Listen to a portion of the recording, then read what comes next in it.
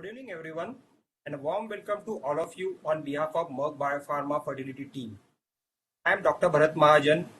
We'll take this opportunity to thank each one of you for taking out time from your busy schedule and attending this meeting. In this currently trying time in COVID-19, I hope each one of you are safe and taking proper care of yourself. Coming to today's meeting, it's our privilege to be associated with Academy of Clinical Embryologists to have a very good scientific webinar along with the top-notch panelists. So with this, I will welcome Dr. Swaminathan to initiate the meeting. So before he initiate the meeting, just a few lines for Dr. Swaminathan. I think everyone knows about Dr. Swaminathan. He is currently the president of Academy of Clinical Embryologists in India, and he is the scientific director of Santanic Center for Reproductive Medicine, Mangalore. Dr. Swaminathan, please.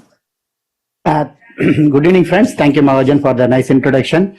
I welcome everybody for this wonderful first webinar from ACE family officially. This we want to coin that term talkie, that is talk on embryology, very specific and particularly very practical aspects, small topics, capsules, short period, so that we don't want to bombard with too much of events as we all undergoing COVID plus Zoom issues. So it will be very crisp and very practical oriented by our masters, people who gained experience years together and developed their own technology, and they are successful in this field.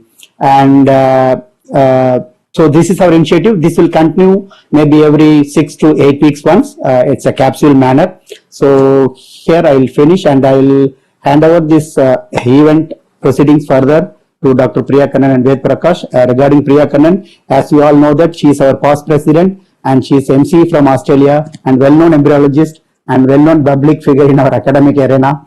And you can see her every weekend somewhere in online now. Previously we were seeing offline. So it's very good, very enthusiastic, very academic. It's a great inspiration for me to take academics further.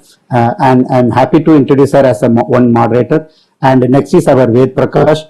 He is our current vice president of ACE. Again, he is a very academic, active person, and he started an online teaching program called iHera, which is very successful, doing fantastic work every 15 days, very systematically he is doing, and it's a great thing. We wish him all the very best in his endeavor. And here I finish. I will hand over the further proceedings to Dr. Priya Kannan and Dr. Ved Prakash. Thank you. All the best. Stay safe. Thank you, Swami. Unmute, Priya, unmute yourself. Thank you, Swami, for that kind introduction. And now over to the first speaker. Our first speaker is Alex Varghese. He is presently the scientific director of Astra Fertility Clinic, Canada. He is also the laboratory director, Kraft Hospital and Research Center of postgraduate course, MSc course in clinical embryology conducted by Jesus University, Gunashila IVF of Bangalore. He is the founder of lifeinvitro.com, the online knowledge sharing platform in assisted reproduction. He is the past president and the current chairman, scientific activities of Academy of Clinical Embryologists of India. He is the American Center for Reproductive Medicine, Cleveland Clinic, USA. Published more than 20 research articles in peer-reviewed journals indexed in PubMed with more than 1,360 citations and a H index of 14. He's edited 9 books in assisted reproductive technologies, published by Springer, Taylor and Francis, and JP Medical Publishers as well. And above all this, he's a great friend and he's guided ACE and a lot of embryologists around India as well. And over to you, Alex, for your topic. Thank you, Dr. Priya, for the nice introduction. And I would like to thank Academy of Clinical Embryologists for giving me this opportunity to talk on this initiative by Dr. Swaminathan. I like the term, what not to do in IVF, more of practical aspects with the capsules of the day-to-day activities. So can I share my screen?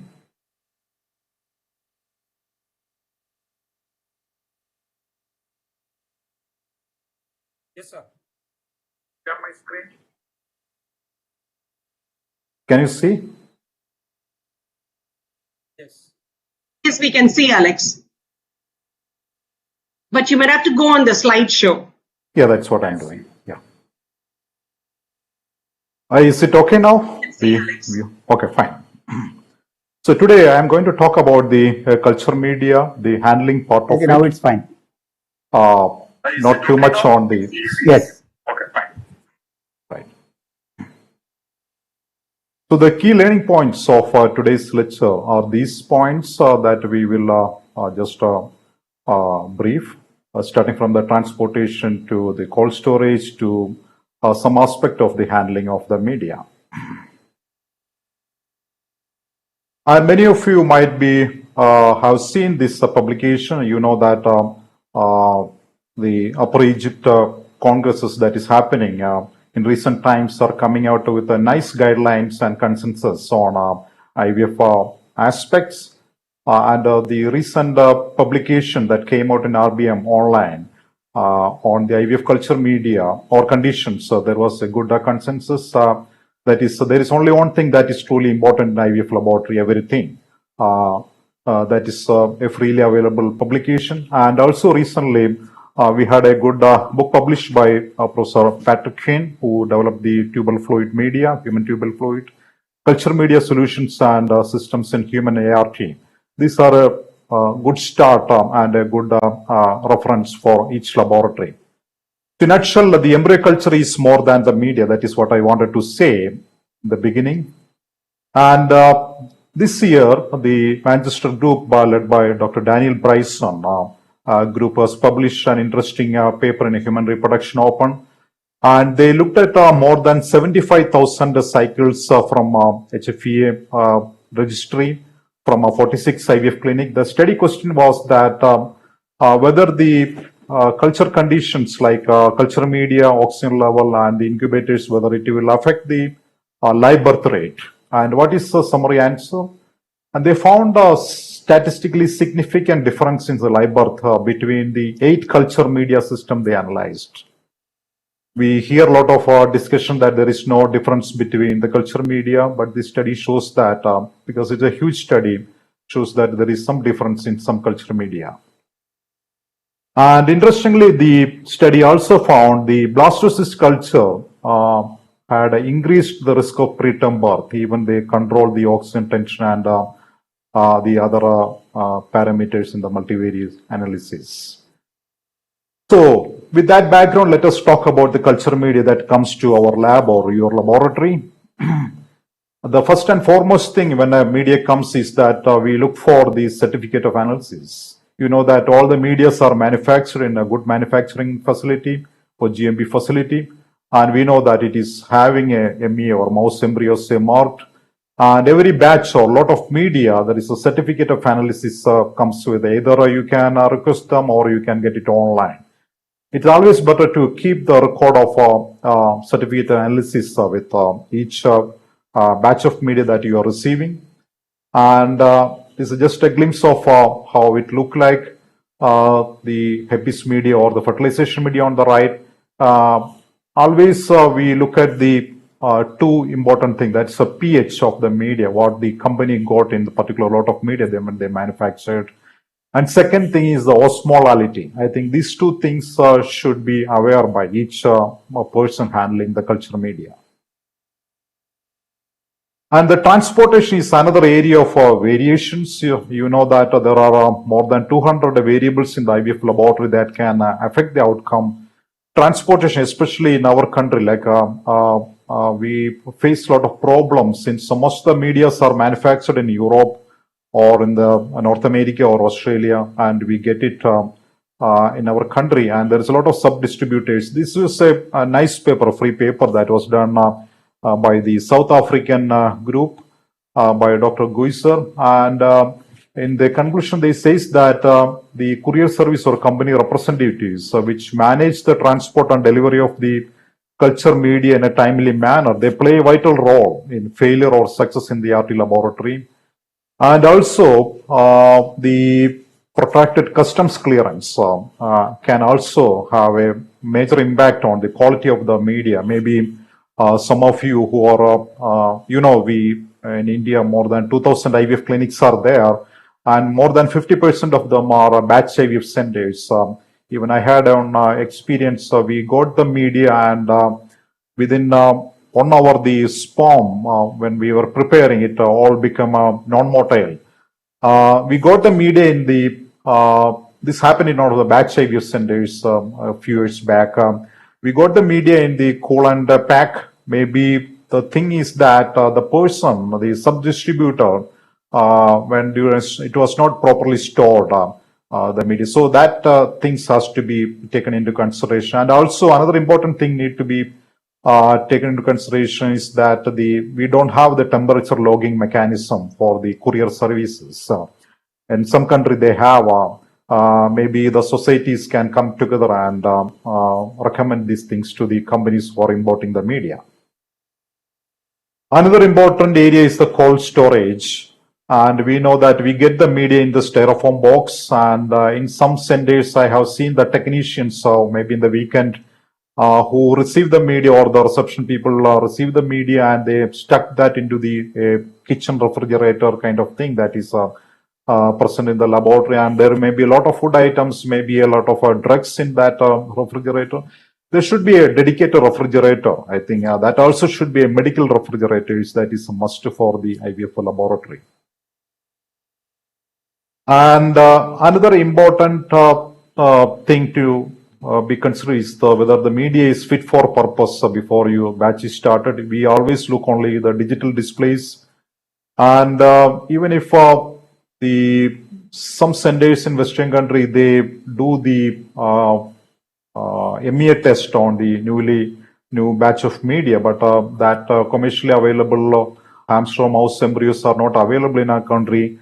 Instead, maybe you can do a sperm survival study for 24 hours, especially I'm talking about the centers where they are doing the batch IVF, where they batch more than huge number of patients. And one should analyze the incubator CO2 and oxygen measurement before the start of the batch. Another thing that being missed in many centers is the pH measurement. And always there is a scapegoat. Everybody knows that always the first thing that comes to the mind of the people when something goes wrong is the culture media. That should not be the case. And also when you introduce a new culture media to your laboratory, and if you're happy with the media for some time, all of a sudden you want to change the media, the thing is that one should revalidate and optimize your new culture system for the requirement of the new lot of the media. Maybe your first media that you are using for years are adjusted to your culture condition of 6% CO2, whatever it is. And when you get a new batch of media, I think you should adjust. You should talk to the manufacturer, and you should talk to your peers who are using this same colleagues or using the same media. And then you take a proper optimal conditions. Then you analyze the data, and then you judge whether it is a good, bad, or ugly. And helicoating of the culture media, that is not a good practice. You know that many of some of the centers, they do that thing. They get the bulk media and they helicoat in the 5 ml Falcon tubes. But these Falcon tubes or this kind of 5 ml tubes, you don't know the VOC level, the leaching level of a VOC from this polystyrene tube. So it is not a good practice. Maybe instead you get a small bottles of the media that can be utilized immediately, and you can throw the bottle. And also the things that comes in contact with the culture media also need to be verified. I see many clinics are still using the blue label Falcon dishes. That should not be the case. Nowadays, you get a BD Falcon IVF grade MEA tested, endotoxin tested dishes, and a lot of companies like Vitrolife and Sparmed, so many companies now have come out with IVF grade dishes. That kind of a plasticware should be used, which are having endotoxin and MEA tested. And we can, when you talk about the culture media preparation, we can speak about the large centers and the small centers, or low resource, or the batch IVF centers. In large centers, when they're handling media for a huge number of cases, many of you might be knowing that the Cairo Consensus on Air Quality says that you should have at least ISO Class 7 facility. And it would be ideal if you get a Class 5 kind of ISO situation, but that is not that feasible. You can get a vertical laminar flow cabinet dedicated for the culture media preparation with alpha filtration. You know that HEPA gives a 0.3 micron filtration of the particles, alpha gives 0.1 micron. That really gives ISO class 3 or 4 kind of a grade. And you don't need a heated stage for that. You can have a UV option nowadays. So everybody is looking for a UVC options with the pandemic situations. And you can also have a pre-filter that is made of activated carbon. So this is a good option for the large centers where there is enough space for the dish preparation. But when it comes to the batch IVF centers, dish preparation, you saw a lot of problems, like maybe you start the batch in the morning 9 o'clock and the specialist comes only in the early morning by 8 o'clock. And you always see a grieving, frustrated the clinician at the side. So this should be avoided. One should always prepare the dishes the previous day. And in our country and many countries, still people use that large 150-liter CO2 incubator still in the IVF laboratory that we borrowed from the cell culture scenario. Ideal should be a 40-50-liter tri-gas incubator that doesn't take up much the gases. And the quality of the local gas is also very important. And one should know, what you're seeing here, you can get it for 1,500 rupees. I would be happy if you see this kind of good quality gases in the laboratory. Definitely it comes with less miscarriages. On the left-hand side, that comes maybe with more than 30-40% miscarriages. And this high quality pure gases will definitely will reduce that variable. So that need to be considered very seriously by the centers. But only problem is that the cost is little high. But that comes with the quality comes with a price always. And another important thing is that how you prepare the dish. You know that there are different ways of preparing the dishes. Many variabilities there across the laboratory. And there is also kind of a culture of keeping the oil for extended time in the laboratory. And the recent studies with the online pH meter shows that it takes approximately 24 hours to equilibrate the media in a proper way that is covered with oil. And this practice should not be there of keeping the bottles inside the incubator the overnight so that next day the embryologists come and prepare the dishes. That is not a good practice. What happens is that only in the above part, the surface regions only get the equilibration with a pH of 7.3, but the bottom may not get equilibrated properly. So that practice should not be done. And another practice that we see is that you get a large box incubator when somebody start a new laboratory, and after a few years, so they buy a benchtop incubator like a Ming or the Planner or whatever it is. And still people culture the embryos or the up to zygote or the pre-equilibration in the CO2 only environment. Then they change to the other box incubator or the benchtop incubator, that or hypoxic condition. If you do the hypoxic culture, I think it should start from the beginning. That is from the starting of the equilibration. And also the culture media handling, when you use this kind of heating blocks, it should totally cover the whole area of the tubes, and not the halfway should not be open or exposed. That is not a good thing. Another is the oil that we use in the culture media. You know that there is a lot of toxicity, photooxidation or peroxidation might happen. And there was a nice study that published in the Nature Journal Scientific Reports. They looked at two mineral oils for the study, and they analyzed, they found 18 VOCs that has been given here in the Sigma oil and the NID oil, Dacon oil. And what they did was that after that, they laid this oil in the culture media. Again, they analyzed the presence of the VOC in the culture media. Then you can see, even after putting this oil on the media, they got this many VOCs in the culture media. That shows that VOCs can leach into the culture media. So with that in mind, you have to analyze whether when you are doing the continuous culture for 5 to 6 day cultures in a dry incubators, the studies by Dr. Zain group and many others shows that the continuous culture need a kind of a reanalysis. One should may use humidified incubation instead of the dry incubator. And also, one should analyze the room humidity, whether it is optimal or not. And you should use appropriate medium volume and sufficient oil overlay and oil type, whether it's a paraffin or a heavy oil. Like nobody has to worry about if you are using a dry incubators. If you the scientist says that if you're using a 4.5 ml of media, instead you can use maybe 6 ml of oil, so thick layer of oil, so that the operation may not happen. And also maybe you can use, instead of a light oil, you can use a heavy oil, but that need a more time to equilibrate. And the take home message is that the few point from this discussion: no open cultures, that's not a good thing. Do not use expired culture media. I know that some people, there was some recent studies that when you use the media that towards the expiry date, and they looked at the effect of this on the live birth rate and the neonatal outcomes. So that was not a good thing.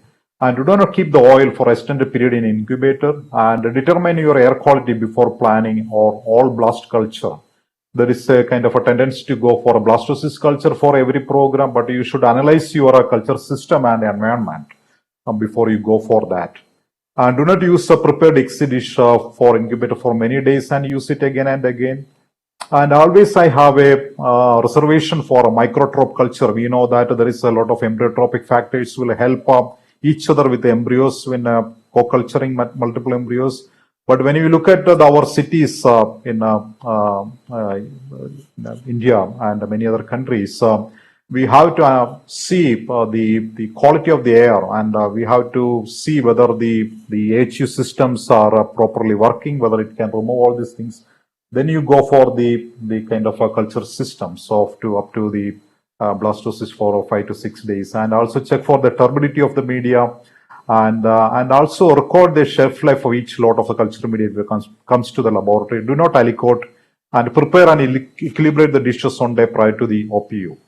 And you know that Barker hypothesis on development of origin of adult health and diseases that says about the fetal origin, how it affects the later life, later health of the baby in the adult stage. But now it is you can come down to in vitro condition, how you treat the embryos. So in nutshell, to avoid those kind of bad effects, we should work on everything. Everything is important that comes into touch with the culture media. Thank you very much.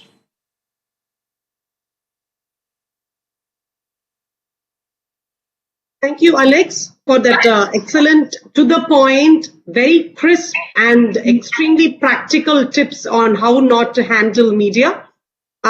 We will take all the questions at the end of both the talks.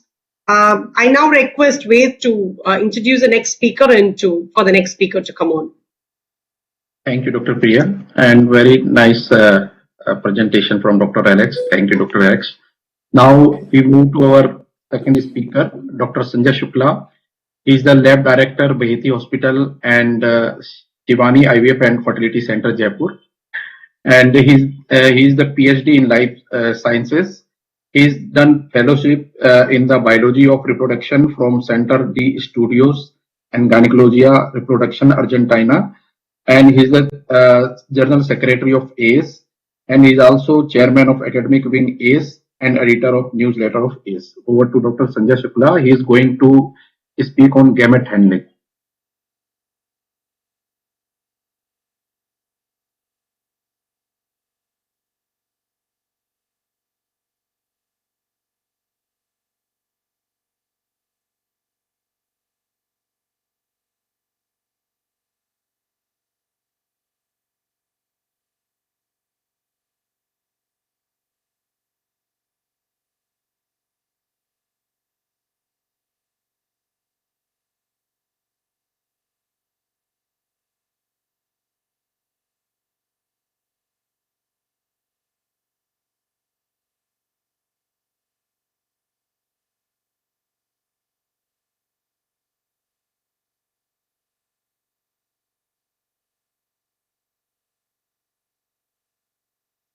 I think Dr. Sanjay Shukla has left.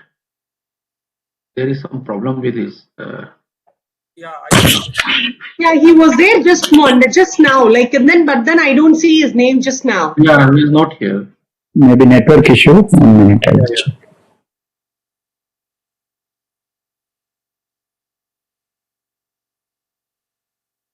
So, In that case, you can continue the questions yeah. You can continue with the questions. Okay. with So we Alex. will Yeah. continue with the questions. Yeah, So you for can- Alex. Yeah. Okay. Okay. Alex, I think, Okay. whichever, I think we can go ahead and you can.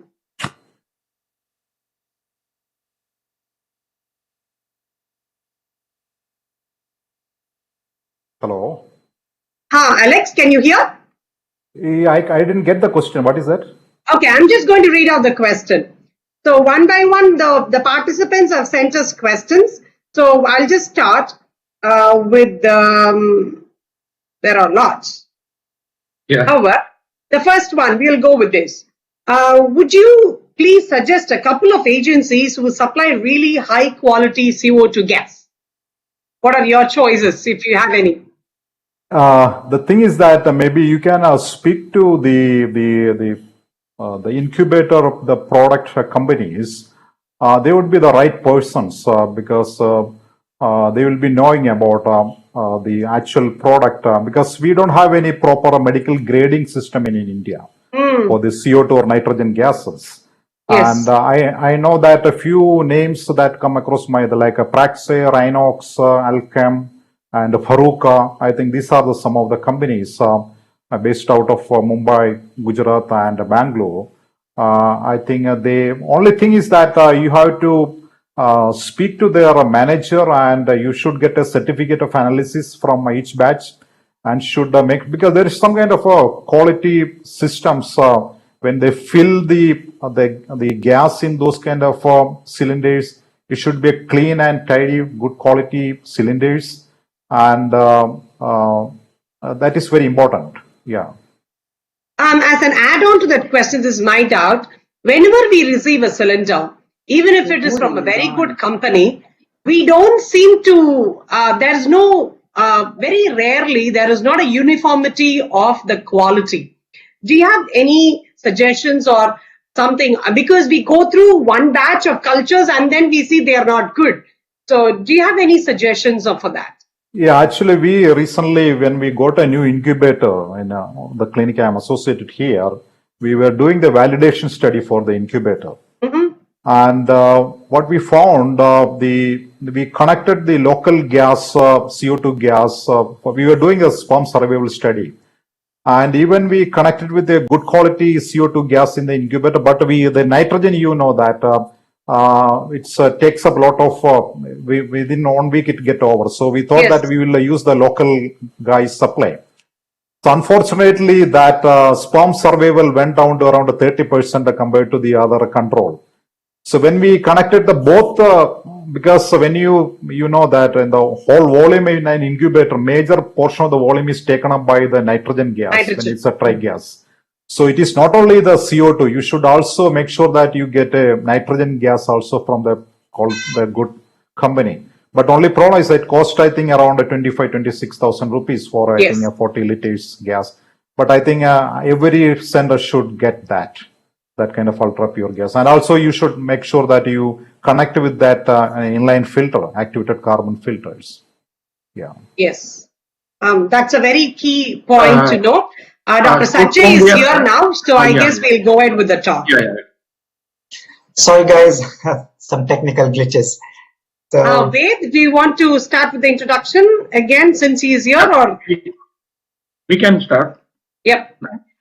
So our next speaker is Dr. Sanjay Shukla. He is Lab Director, Baheti Hospital and Shivani IVF and Fertility Center, Jaipur. And he's done PhD in Life Sciences. He's done fellowship in 2006 in the Biology of Reproduction from Center D Studios and Gynecologia Reproduction from Argentina. And he is the General Secretary of ACE. He is also Chairman Academic Wing of ACE and Editor Newsletter of ACE. And he is going to speak on gamete handling. Over to Dr. Sanjay Shukla. thank you very much, moderators, for nice introduction. And congratulations, Dr. Alex, for such a crisp and very to the point presentation. You also made my job little easier, covering many of the aspects which are probably common as far as handling of gametes and handling of media is concerned. So let me share my screen.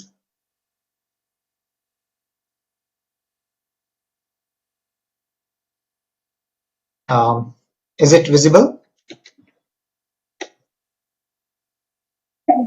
Yeah. It is. Is my screen visible? Yes, it is. Okay, fine. So,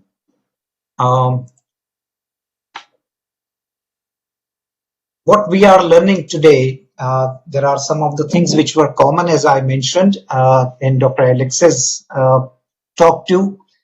But as far as handling gamete is concerned, there are a few things which I would like to emphasize on, like the knowing one's job, what we are going to do and what we are supposed to do, and what is the difference between IVF and nature, like what happens in nature, are we doing the same thing?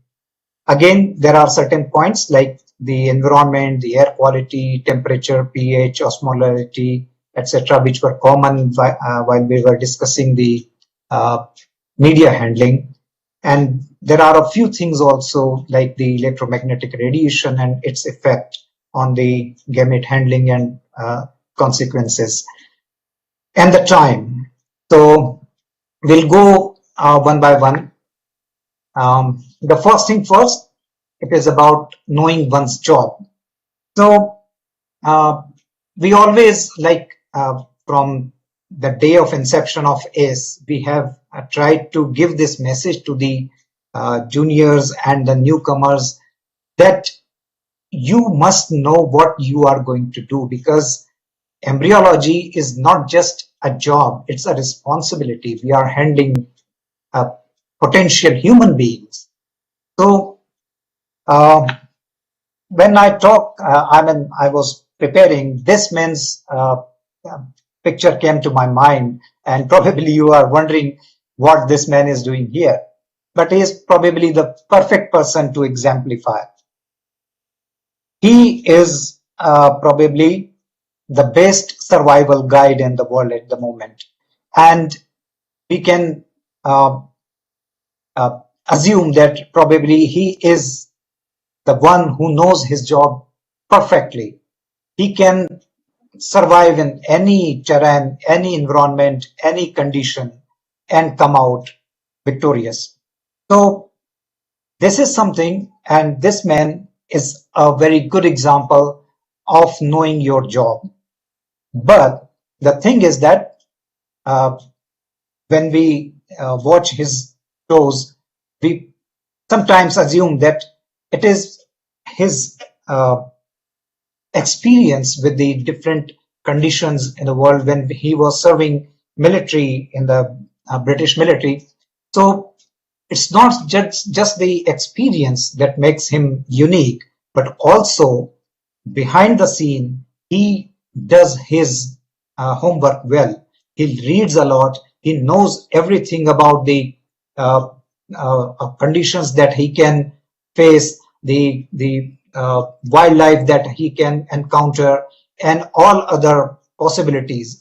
So it's not just the experience and practical things, but also the reading that makes him perfect. So there are few things which stands true when you start any job or any project, and these are especially true in science, because when we started learning science, our teacher taught us that there are certain things, and first thing in science starts with the questioning, and the famous 5 W's of science, or for that matter any science, is who, what, why, where, when, but the most important thing is how. Like, who is going to do the job? In embryology, not everyone can do everything.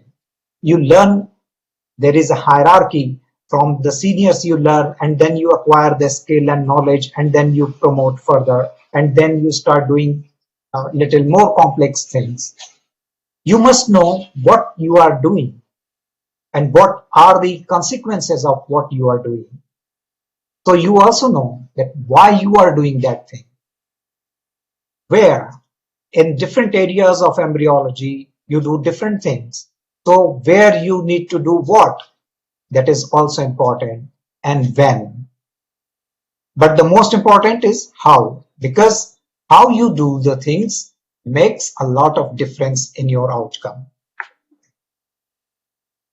So again, the same thing, repetition of Dr. Alex's slide. It is about the Cairo consensus, and again the same emphasis that everything matters in your IVF laboratory, right from yourself. Like when I was in my research days, when I entered my laboratory, my boss first thing told me is that whenever anything goes wrong, the troubleshooting starts with me. That is the person, the operator who is doing it. Whether am I doing anything wrong, whether all the things, all the SOPs, all the equipment, all the conditions are perfect as per the schedule, as per the plan. So this particular reference is like Bible for us, and we must follow everything that is good laboratory practices tells us.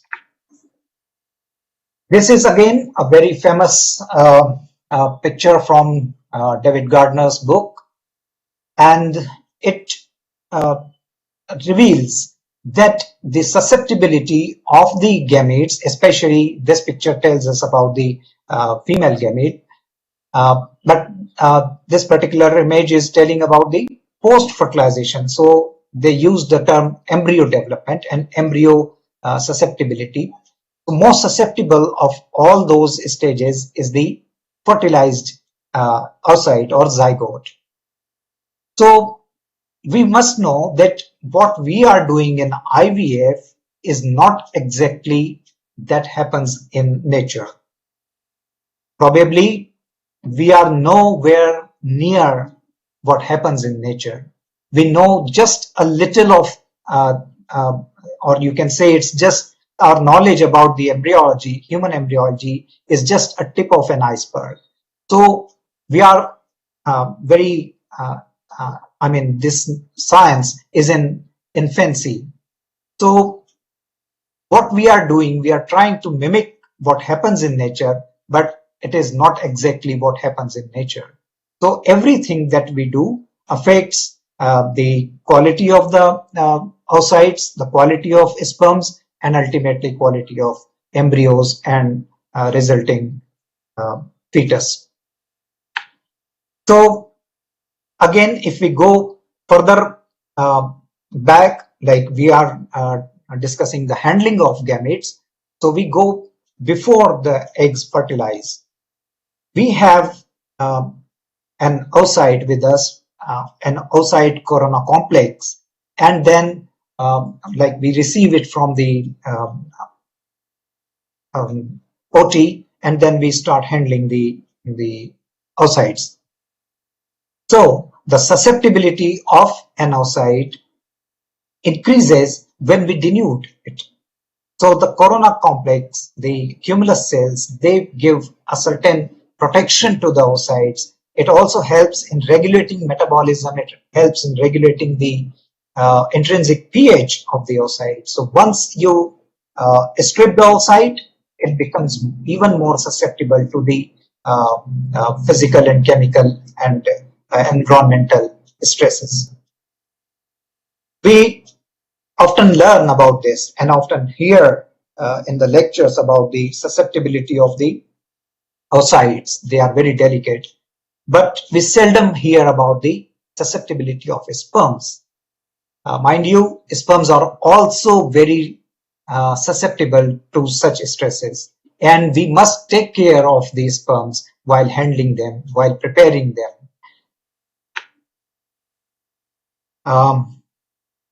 environment and air quality, as Dr. Alex mentioned, and we have this very good graph from Sandro Estreves. Actually, he has taken it from Tony Anderson's study. So you can see that the indoor air quality is far more. In this study, he showed that it is five-fold more polluted than the outside air.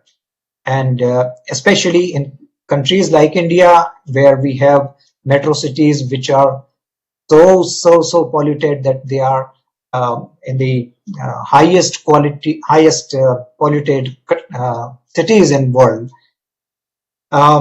This air quality quotient may be even more bad in our laboratories, inside the laboratories. So these, especially VOCs, are coming from everything that is there in our laboratories, from the personnel, from the equipment and materials, and the cells and fluids, and all those things that are coming in our laboratories. Even the material that is being used for the construction of the laboratory. This is another milestone paper from Dean Morbeg. This gives us a clear picture that how we started learning about the air quality importance in IVF in last 3 decades. Like he studied from 1990s. So you can see that we started learning about the indoor air quality, and then post 2000, in this decade, 2000 to 2010, we started implementing certain measures to improve the air quality. And nowadays, because this was just like for 5 years up to 2015, but now we have completed this decade also. So now we have even more sophisticated, more better quality air purifiers and air quality improvers to have installed in our laboratories. So to summarize this thing, because I always give importance to this and I always try to emphasize that air quality impacts outcomes. Air quality in IVF labs may be manifold contaminated than outside air. Anything and everything that we use in our labs could be a source of VOCs.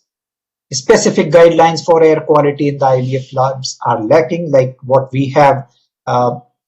Fortunately, ICMR guidelines are not that robust and not that specified, but still the other guidelines also are not very specific about the air quality in IVF labs.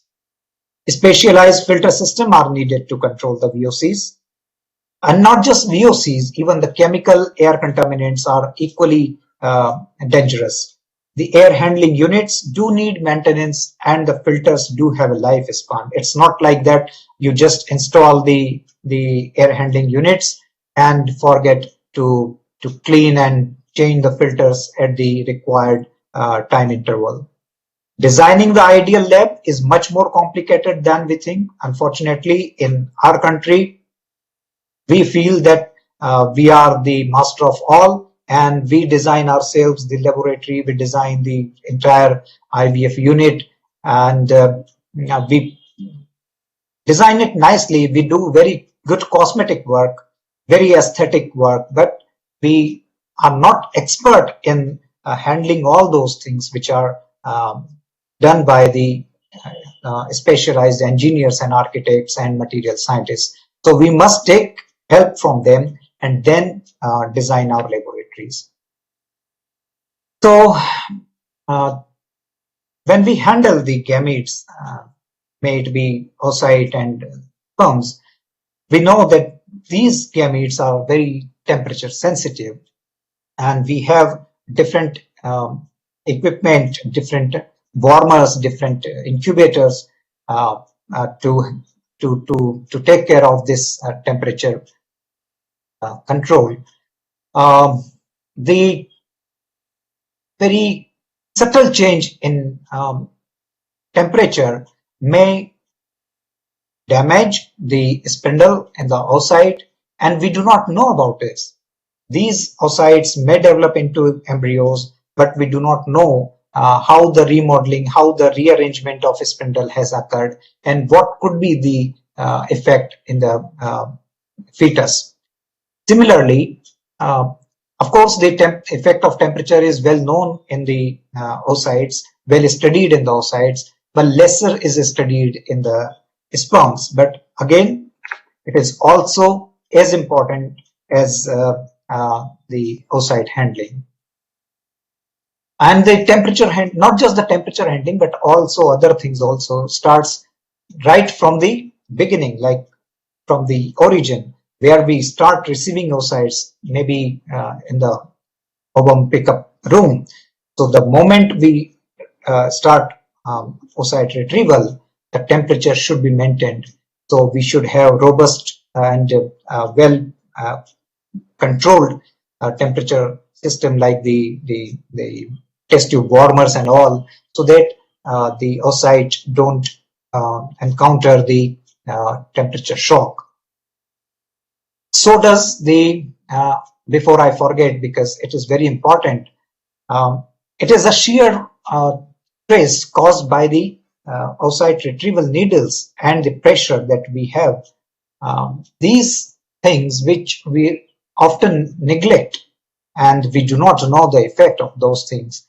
The pressure, if it is not perfect, if it is not, maybe it is, if it is more, it may squeeze the oocyte corona complex. Sometimes it may strip off the cumulus. So all those things must be well validated before we start actually the procedure. Similarly, when we receive the sperms, the temperature and the other things should be taken care of. You should not keep the sperm sample on the I mean, like in North India, we have very a wide range of temperature differential. In winters, we have something around 4 or 5 degrees, sometimes even 0, and sometimes even sub-zero. And in summers, we reach up to 40s. So these, all those things, they affect the quality of the gametes at the origin only. So these are the things that we should keep in mind. pH, Dr. Alex has very well explained that the pH has very deep impact on the quality of the embryos and culture system. Unfortunately, we are not 100% sure what the actual pH that we should work, because every stage of the embryo development needs very fine adjustment of pH, which we do not do in our laboratories, because our system is somehow or somewhat stationary, somewhat stagnant. We have fixed pH settings in our incubator, so we cannot keep on. Maybe sometimes when we have the things like microfluidic culture system, when we can control the pH also, temperature also at different stages, could be the scene could be different. But at the moment, we do not have that thing. So again, the stripped oocyte, as I mentioned, the cumulus cells, they also help regulating the pH. So if we have denuded them, we should immediately keep them in the incubators so that they are not exposed to the temperature and pH shift that could be detrimental. Similarly, sperms, they also feel the effect of stress caused by the pH. I have observed in many laboratories the sperm preparation medium, probably mostly they use the HIPES based medium, and they keep it in the CO2 incubators. this is something like I'm not able to understand this thing. And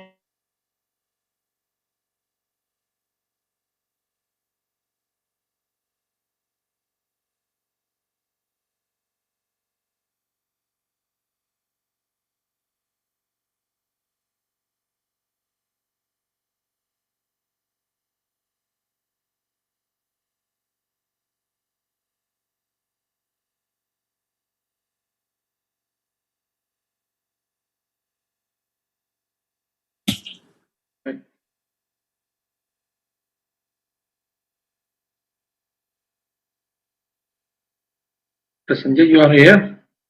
I think some connection problem. Priya, can you take over for questions with Alex? Yes, definitely we'll Yeah, do that. so that sometimes these technical hitches, it's very difficult, so that we can fill up like this.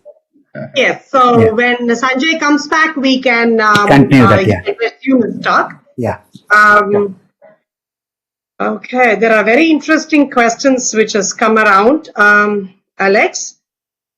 There was another question which I thought was a good one, and just a second, let me go through one by one.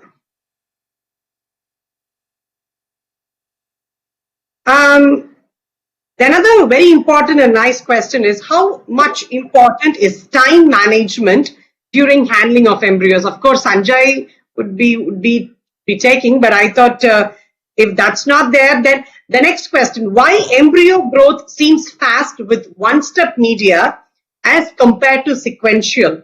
Does it have any major effect on take-home baby rate? So far the meta-analysis doesn't show much difference between the sequential media and the single-step media. That the person who has put this question is right. Maybe in the initial days, I think a few years back when this media came out, single-step media, we were seeing more early compaction by day 3 compared to the sequential media. I also have seen that. Maybe that is a good kind of a biomarker. Maybe he's back. No, that's Ved. Okay. And yeah, so the study doesn't show any differences. But recently I came across one study from Stanford by Dr. Barry Burr. They compared between that published in JARC journal, and they found more kind of aneuploidy in the embryos that is cultured in the single-step media. Yeah, but that's maybe the numbers are not enough. But when we because now the world is going towards us the single-step media, and maybe it is like the ICSI when it came. It is said that the technology before science. We started everything all on a sudden, and maybe the single-step media is very convenient for everyone. The mistakes are less, and for embryos it's very convenient. But I think in a long time, I think controlled studies or randomized control studies with a huge number of patients is needed to take a real conclusion about which is what, because still we are not kind of really simulating the proper conditions. Yeah. Can sperm wash medium be used as a substitute for Heapies media and vice versa? Sperm media for sperm wash media. Okay. Usually the sperm wash media is either Hepies or MOPS media. Okay, so that is also used for many handling purposes. But you have to make sure that the pK value of usually that MOPS media at 37 degree will have a pH of only 7.02 or something like that. I think one has to be very careful when they are using it for the denuded oocyte. Maybe you should use a media that contain both Hepies and MOPS together. Nowadays you get that kind of media that really gives, because the pH at the room temperature and 37 degrees Celsius will be different. So one should use the proper buffered media for when handling that denuded oocyte. That is what now Dr. Shukla is discussing. There's another question. How to aliquot media for a single patient? Never ever aliquot media. Yeah, that's I what think you that is just what told. Dr. Patrick Kin, the Yes. father, we can say the father figure in our field, he also suggested. That's why now all the companies are coming out with the 10 ml vials. Yes. Yeah, I think Sanjay ji is back, Sanjay ji so is I back. guess Okay. we'll go back to the lecture and come back to the questions again. Sanjay ji has become commercial advertisement. True, true, agree. Yeah, technical issues, no issues, no issues. It's nice. Yeah. Okay. So is my slide visible? Yes, it is Yes. visible. Okay, fine. So, But one half also says you're sharing your screen. okay. The other half, we see the cement pH affects sperm motility and capacitation. Make it full screen, I think. Yes. Yes, fine, fine. Yeah, fine. So, as I was discussing about the effect of pH, we know there are, a huge chunk of literature available about the effect of pH on the oocytes and embryos, but less is available on the effect of pH on sperms. So it's a nice study, a Chinese one, that have studied. They prepared sperm and they kept at different pHs like 5.2, 6.2, 7.2 and 8.2, and they analyzed total sperm motility, progressive motility, hyposmotic swelling rate, and sperm penetration. And they observed that the effect on these parameters was similar at slightly alkaline pH 7.2 and 8.2, but these parameters decreased at acidic pHs. Similarly, they also studied the sodium potassium ATPase activity at different pHs and measured, and the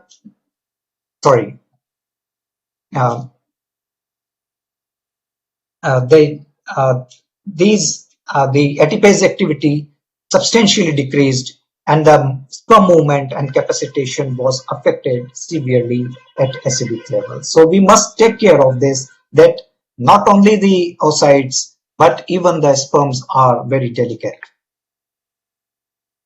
Osmolality, Dr. Alex described how to prepare the dishes, how to handle media, how osmolarity and osmolality can be detrimental, the changes in the osmolality, and we must work at the defined range of osmolality all the time in our laboratories.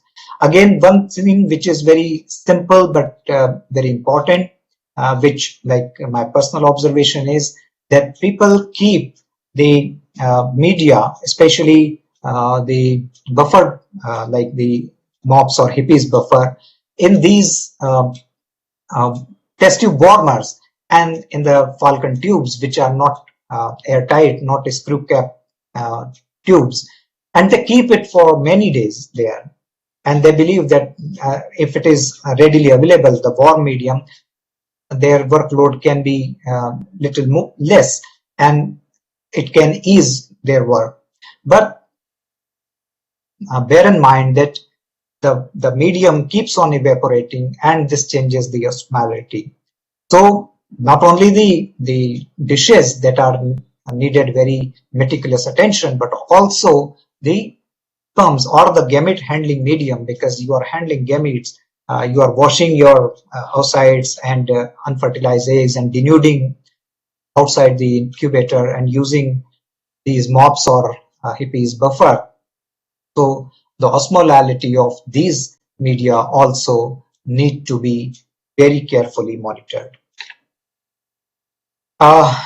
We all use different electronic gadgets. They have become a part of our life. Even our laboratories, we have many things, the electronic, like the computers, the laptops, the Wi-Fi, even our incubators, they are equipped with the electronics. So they all emit electromagnetic radiations. We have many studies, I mean, the literature is full with the studies that show their effect on the human bodies, even the reproductive system. But there are fewer studies that show the effect of these electromagnetic radiation on the oocytes or sperms. There are limitations because you cannot expose human oocytes or sperms, and then maybe sometimes you can do that with the sperms but not oocytes. So because of ethical and legal reasons, obviously. So, but when they can affect our tissues, our body, which is equipped with the immuno system, what could they do to the immunity? I mean, the immune system less gametes, and what effect they could have, you never know, and this could lead to maybe the epigenetic changes, and they may reflect or translate later in the progeny, maybe 5 to 10, 20 years after the birth. So we should minimize the use of electronics in our laboratories. Also, they are distracting. So when we are very focused, we are doing very sensitive job, we should avoid taking the cell phones and other such things which can distract us in the laboratory. Time is very important thing. All these steps in embryology is time sensitive and time specific. We should be very quick. We should be very swift while handling the gametes, because the more we handle them outside the incubators, we are exposing them to the stresses, the physical stress and other stresses.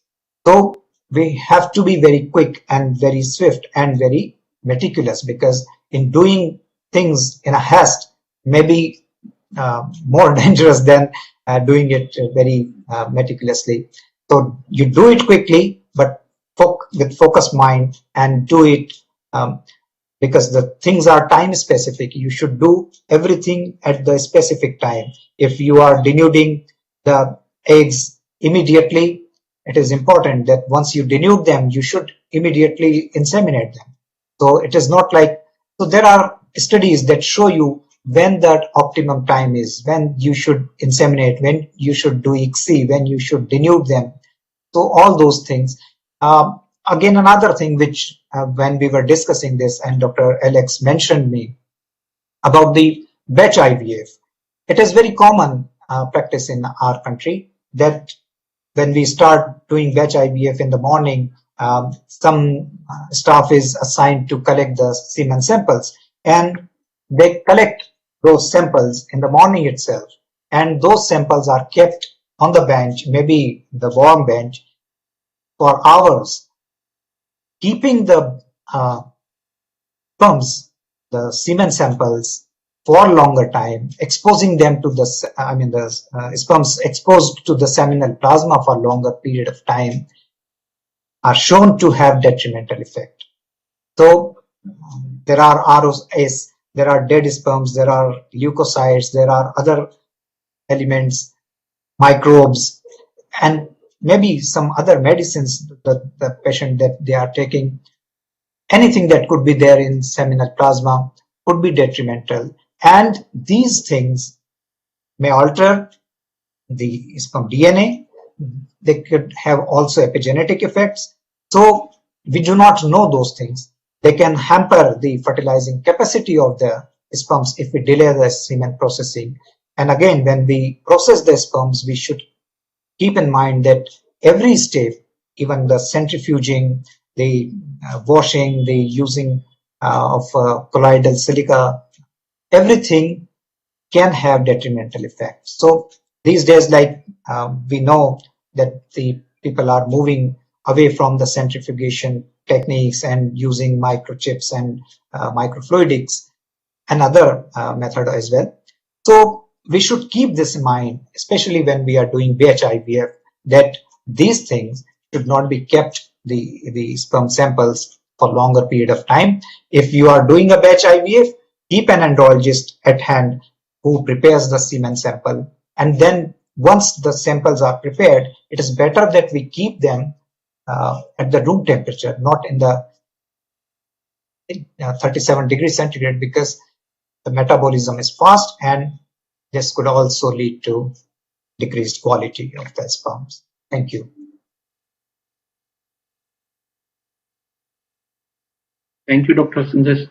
Very nice presentation, and I hope we all understand how to handle the gametes and as well as media in our day-to-day practice in the IVF lab. So now we can proceed for questions. So Priya, can we start now? Yes.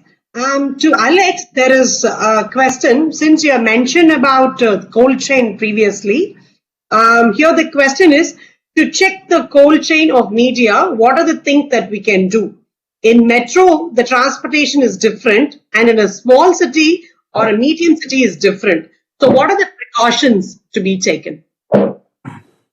That is $1 million question. I think the guidelines should come from all the societies in the fertility field. Like we have to make sure that maybe some guidelines should go, like there should be a data logger. Once the media is shipped from their not factory, because definitely there is a factory data logger is there until customs comes and it reaches to the distributor. But after that, what happens?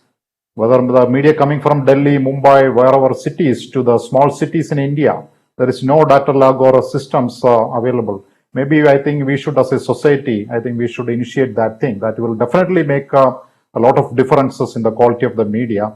Second is that the clinics should do a sperm survival study at least before they put that into action, the media. So I think that is the simplest thing you can do 24 hours. Even it is not a good biomarker, but that is settling that it will serve the purpose. Okay. That is a very good answer, and he has also given a very practical way of seeing how the media is doing. There is another question. This question we will take to Dr. Sanjay Shukla.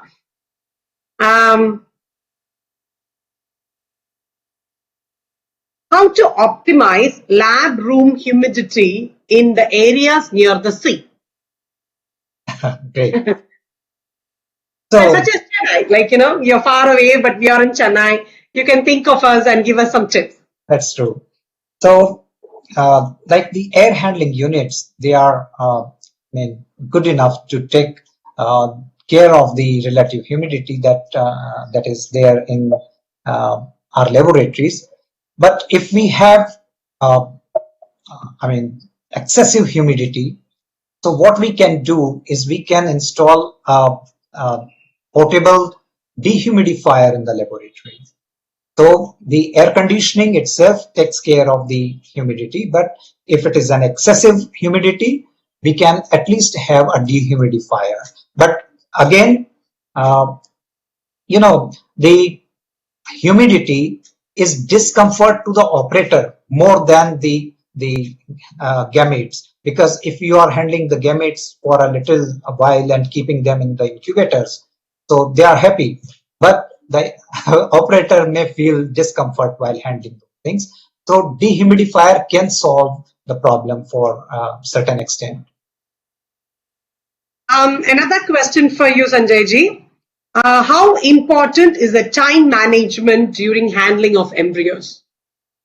Oh, it is a paramount importance. So again, there should be, which is probably lacking in our country, there should be a workload to staff ratio, so that everything is not on just one person. If you have different people to handle different things, the time management becomes easier. So, and this is especially true when you are doing batch IVF. So time is, of prime importance. So if you can give a rough idea of, because nowadays we don't use the phenol red marked media much, we use the plain media before we used to use. So now then we used to see the change in the color And then we used to be aware that, okay, fine, it's changing color, and we used to put it back into the incubator. Nowadays, it is not there, the pH indicators in the media. So, for example, can you give us a rule of thumb, like how many seconds or how many minutes? Probably somebody should restrict the handling of the dishes outside of the incubator. It's hard to say because there are many other things also, but still there is no thumb rule, but you should be quick enough. Like what I do in my laboratory, the other things like handling gametes, especially the oocytes. So we do mostly once at a time. So like if I have a few a few oocytes in my dish, I immediately keep them, transfer them in the incubator and wait for the other tubes to come. So I don't keep on waiting for that. Another thing which probably I can give this message to the clinicians, that we have shifted from classical superovulation to minimal stimulation. So we do not have too many eggs. Of course, this can happen in isolated cases like PCO when we have a lot of eggs.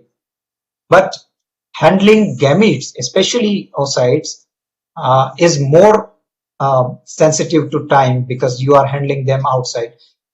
Some people have sort of portable incubators at the bench, so they can keep the oocytes in the transition time to this incubator, or the like what we used to use in earlier days, the inverted keep connected to the CO2 or the triple gas, and keep the dishes in that thing for a transition time. So what you can do is to minimize the exposure to the outside environment as quickly as you possible. Can I add a point? Yes, Please, yes. Alex. Yeah, yeah. Even most of the clinics nowadays do the oil overlay, the cultures. There was one study done by Dr. Conahan long time back. We know that the pH safe pH range is 7.2 to 7.4, and ideal should be around 7.28 to 7.3. That is what we aim to have. So what they did to with a 5% CO2 incubator, they put a media in a 4-well dish, 0.5 ml media and 1 ml media without oil overlay, and they got a 7.3 pH, and they took it out and kept outside for 5 minutes. And within that 5 minutes time, then they checked the pH again. It went up to 7.77. Okay, and they again put it back into the incubator, and it took around 30 minutes to regain the physiological pH of 7.3. That is without an oil overlay. And some study shows that even if you have an oil overlay also, the pH changes depends on what type of oil you are using, whether it is a light oil or heavy oil. If it's a heavy oil, it takes more time to equilibrate, and it takes more time also to lose the pH when you're handling outside. But when you put it back also, it takes more time to regain the pH. Yeah. Also the thickness of the oil layer. Yes, yes. Because we have a penetration coefficient. So like if you keep very little oil on the culture dishes, so it is easier for the gases to penetrate in, but so stands true that they can diffuse out very quickly. So this is also what I was telling is about just the gamete handling. But if we go for the embryos also, so this stands true that we have to be very quick. And yes, as Dr. Alex explained. Yeah, this is what I was also mentioning, because many clinics have that dry incubator. And now there is a lot of questions are being posted by the people who are using the dry incubator. What to do with that? Because study shows that osmolarity increases when you culture for 5 to 6 days. So people says that you can either use a thicker layer of media, so Dr. Sanjay ji has mentioned, or you can use a heavy oil, something like that, to avoid the operation, and higher osmolarity of 300 milliosmol.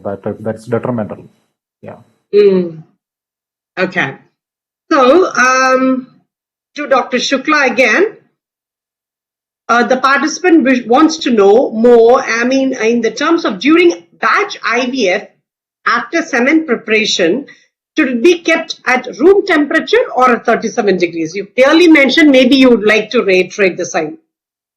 Yeah, so there are two things. Like if you are preparing the semen sample in like buffer, like the mops or hippies, so you can keep them outside the incubator at the room temperature. But if you are preparing the semen samples in the culture media, you do not have many options, because most of the labs, they do not have many incubators where you can keep one incubator at maybe 25, 27 degrees centigrade.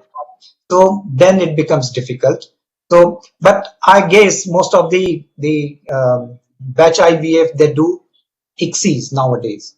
So if they are doing ICSI, there is no harm you prepare your semen sample with the mops or this buffer and keep them at the room temperature. And when we say room temperature, again, we have to keep this in mind that this term room temperature is for something between 18 degree to 23 degree. So like if you come to the North India, in Rajasthan, the room temperature itself could be 37 degrees centigrade. So once a sample is prepared, suppose, so how long you can take them outside the incubator? Keep it at room temperature. Sorry, I didn't get you. So once sample is prepared, Mm-hmm. semen sample is prepared. Okay. So how long time we can wait to inseminate? It is very well explained in the literature. So you like generally we do ICSI around 41 hours post HCG, and similarly something between like 39 to 41 hours, and conventional insemination around 43 hours. So if you are doing it earlier, it is not advisable. There's another question. Denudation of the oocytes for ICSI, is it recommended to do it in culture medium under oil overlay, or to do using hippies or mops buffer? Which one is a better option? Okay, so again, it depends what equipment do you have. Some people have those mini incubators and all with them, so they can do with the culture medium also. But again, if you are keeping them outside for a longer period of time, there is a pH shift, there is an osmolarity shift, and that could be detrimental. So the first thing, the thumb rule is do no harm. So most of the people, they do like what I do. Even if I'm using hippies buffer, I do an oil overlay.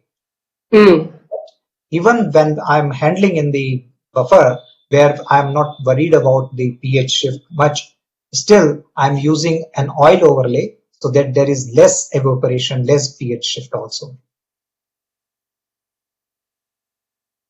Okay. Alex, there's a question to you. How can you please explain how to measure the osmolality of the culture media? And it is an addition of mine is, do we have to recheck in our lab, or I thought because we used to do it before, but I guess now we just have to retake what is given in the certificate of analysis. So what is your take on it? Yeah, when you get your media and along with your certificate of analysis, that clearly shows what is osmolarity of the media. And most of the commercial media have the range from around 255 to maybe up to 290 or maybe 285. So the wide range of media. And if it goes beyond that level, that is the studies by Dr. Jason Stein shows that if it goes beyond 300 with a long-term culture, that is going to be detrimental. And in the earlier days, as the questioner has mentioned, we used to have the osmometer in the laboratory. Yes. When you used to brew your own media, cook your own media, But now there is no need of those kind of a system in your place, because already the companies are giving you the osmolality level. Only thing is that we have to make sure that are we going to maintain that osmolality mentioned by the company or certificate of analysis when you are doing the continuous culture from day 1 to day 6 or 7, whatever it is. How we can do that by doing the Cairo consensus, by looking at everything. That's the only way. And that's why the companies mention that once you open the bottle, you should consume the media within a speculated time. Even if the expiry is long, once you open the bottle, you should consume within the time. That's why recently I heard from one of the talk, I think. Suppose you have taken some media from a bottle and there is something is remaining and you kept it back. And when you, another day when you start to make a dish, that will take more time to equilibrate. Because new media, that void space comes with the CO2 gas, they fill the gas there. Right. So that's already, there is some kind of equilibrium there. So I think that help to equilibrate faster. So if you are in a hurry stage, don't take a bottle that is half left. Take a new bottle of 10 ml media and equilibrate. And maybe with only 1 or 2 mm layer of oil, if you are in a hurry. Yeah, not a thick layer of oil. Yeah, these are some practical tips in an Indian scenario. You remember when we used to get those? Yeah. After some time, when you see the media in the refrigerator, it will be like pink. Pinkish. Pink. Bright as pink. opposed to a new bottle. Yeah, bright pink. As opposed to a newer bottle, which should be on the amber side of the color. Yeah. So I guess that is the key to seeing this. And same another question to you, Alex. Your experience with dual buffer media, does this have any added advantage? I haven't looked at the biological outcomes, but definitely the study shows that when you look at the pH, we have to look at the pH at the 37 degrees Celsius, because we handle all the embryo, the gametes at 37 degrees Celsius. So the pK value for the HEPIS media at 37 degrees Celsius is around 7.35, something like that. But when it goes to the MOPS media, it is only 7.01. So if it is outside, external pH is 7.01, then a denuded ooze at internal pH will go down further. Okay, so that's not a good thing really. So I think it is maybe a good practice to use a dual media, dual buffered media, like a HEPIS and MOPS combination. Nowadays, some companies are making that. I think, especially when you are doing the ICSI, if it takes more time, I think it would be a good practice to use that. Yes, that's a nice one. So I guess there's always a shift in the way we do the culture system. Slowly we keep changing and making it better. This could be another one. Sanjay, there's a question for you. Can you comment on the contamination mediated via the manifold? So any contamination is bad, any contamination. Most of the media, they contain the antibiotics, and if the amount of, because the way we handle media has a greater impact than the other conditions. Like I have had my training in microbiology and I had my research in microbiology. So those days when we used to work between 2 Bunsen burners and do the culture things, and then hardly get any contamination in the culture dishes. So it is how we handle the things. It is more important. So if it is coming, the contamination, like if we do a root cause analysis and we find that the contamination is coming from the air handling unit or the laminar flow itself, as I mentioned, that we need to check and change the filters at the regular time intervals, or the contamination from the operator himself or herself. I have seen, like when we go to the changing rooms, the dresses are hanging there. They just change those dresses and thinking that they are perfectly all right, but they may contain the spores, the microbes, and they can bring in them in the laboratory. So the contamination can come in from anywhere, and that can result in a disaster. Can I Yes. add on more point? Yeah. Yes, Alex. Yeah. So when we talk about the clean room, I think it is not putting some kind of air handling unit. It is a properly a kind of a discipline. Yes. How the people are disciplined to work in that kind of environment, who is allowed to enter that area, what kind of things they can wear, all these things are very important. Even the changing room, that is also very important. I think we put a single room for male and one room for the female. That's a usual thing. Then the people come with their suit coat or whatever it is, enter that room, hang it over there, and they wear the clean room dress and enter into the clean room. That's usual practice. But if you really see some of the well-designed laboratories in some countries, they have two kind of rooms in the changing room. First, they do a first room and change the whole thing, and then they take this thing and go to the other room and they put that clean room dresses. So that way you can avoid all kind of microbes that you are bringing from outside.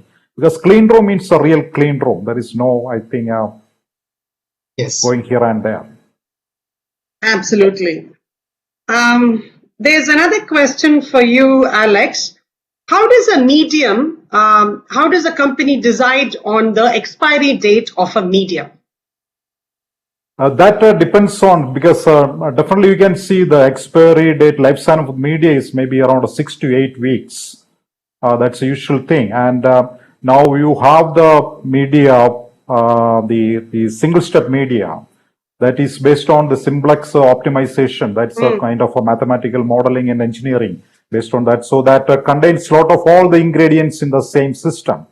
And there is a lot of thermolabile growth factors and the amino acids are there. So because it is a proprietary thing for some of the company. So if they have declared that thing, we would have been in a different scenario, because no company declare about those things. So I think it is basically the depending on the thermolabile substances, they decide what is the lifespan of the media. And also, there was, I think, one study came out in a human reproduction a few years back. They looked at the usage of media when it arrives in the laboratory, fresh media, and the media that is towards the expiry date. So they have seen a different kind of outcomes. I'm not sure whether it is a pregnancy or the neonatal health or something like that. So there is a difference when you use the media towards the expiry date. By the time maybe some of the thermolabile growth factors are already gone, maybe it's not in a bioactive form. I guess. So there are questions, but then there are repetition of already the questions that we have already addressed either in the talk or in the way of while we have answered the existing questions as well. So I guess we come to the end of the questionnaire that is being posted to us as well. Over to you, Swami. Before we end, just one comment. Sure. It is regarding another malpractice, I should say, that people mix up two different kind of media while culturing their embryos. Like if they have a brand of medium from different company, and then they shift the medium, especially when they are using sequential culture media. So one should understand that these media are optimized, are formulated and designed by some scientists, and they have their own set of parameters, especially the osmolarity and pH, and as Dr. Alex mentioned, they have different ingredients in there. So they are optimized to work for that particular. So you should use the set of media from same brand. It's not advisable to use different media in same culture. Am I right, Alex? Yeah, definitely. Yeah. That is why I think at least if they have to use it in a SOS situation, they should look at the osmolality of that other media that they are going to use it, whether it is some media maybe 255, maybe other media maybe 285. They're going to be osmotic shock. Yeah. So that happens. Yeah. True. Over to you, Swami. Okay, thank you, everybody. I should not thank you because we are the same family. So it's nice. Thanks for your time given. As a formality, I'll hand over to Dr. Bharat Mahajan to give words of thanks from Merck Fertility. Thank you, everybody. Thank you.